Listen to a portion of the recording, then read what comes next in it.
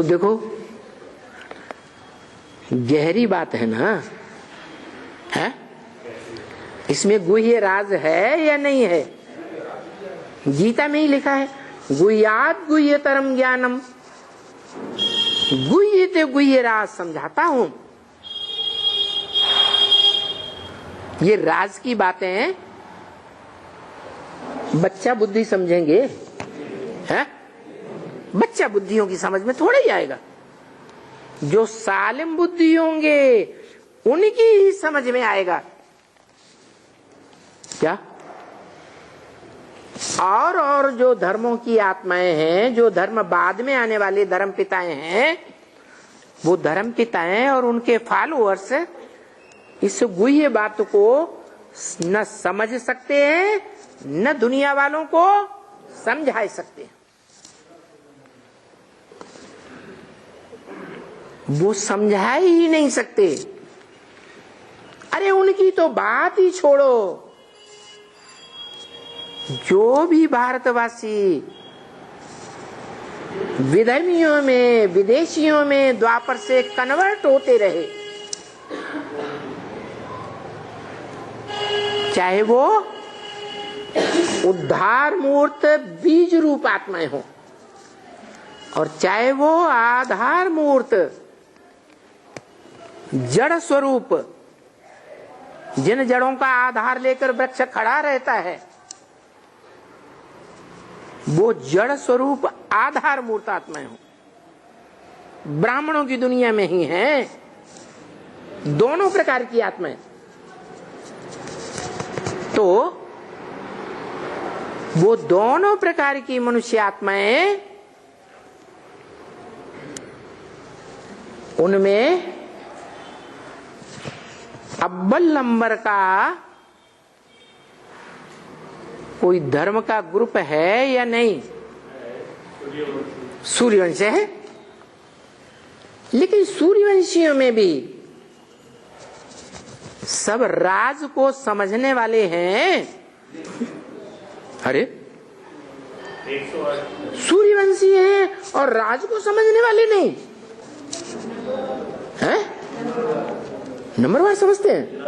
108 समझते हैं, बाकी 16,000 राजवंशी है।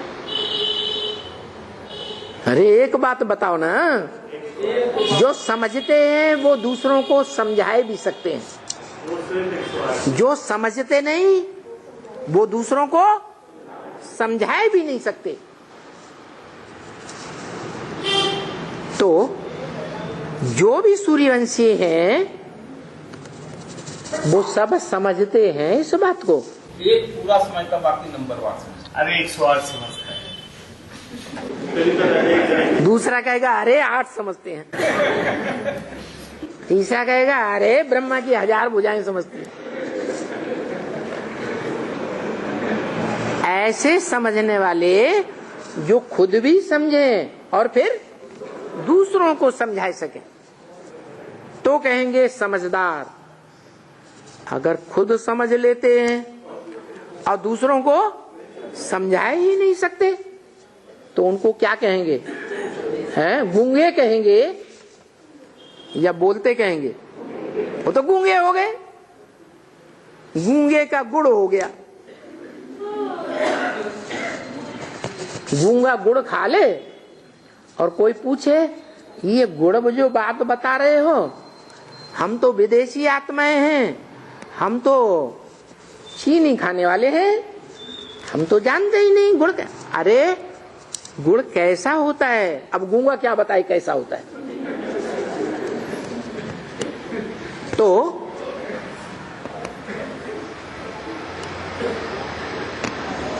वो अव्वल नंबर जो ग्रुप है, अल्लाह अव्वल दीन, अव्वल नंबर धर्म की कितनी आत्माएं हैं जो इस राज को दुनिया वालों को समझाएंगी और दुनिया वाले भी उस राज को समझेंगे और राजदार बनेंगे। परसेंटेज में राजयोगी बनेंगे, क्योंकि अपने अपने परिवार के राजा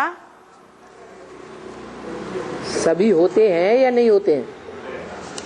अपने परिवार के बीच में जो परिवार का मुखिया है वो राजा होता है या नहीं होता है? होता है। तो वो तो अंश मात्र समझने की बात हुई। बाकी ऐसे कितने हैं जो खुद भी पूरा समझें और दूसरों को भी समझाएं, तब ही कहेंगे राजधानी के मालिक। ऐसे तो सारे विश्व की राजधानी का मालिक एक ही होगा, नारायण। लेकिन नारायण अकेला राज्य करेगा सारी दुनिया में? सहयोगी राज्य के अधिकारी होंगे या नहीं होंगे? हैं? जो विश्व पिता कहा जाता है,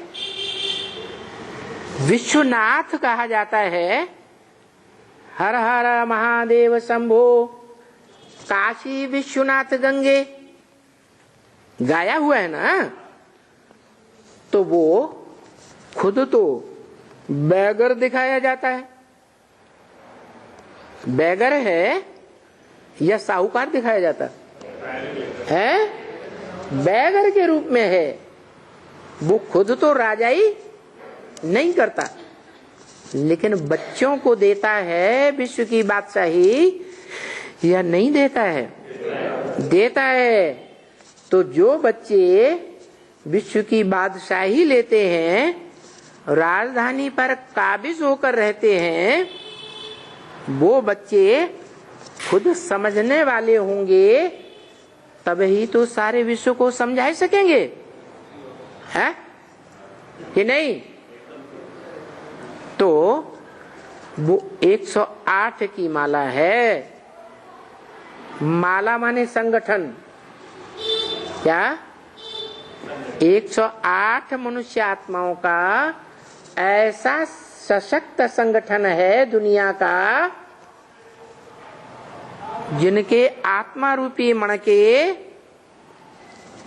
एक बाप के स्नेह और ज्ञान में पिरोए हुए।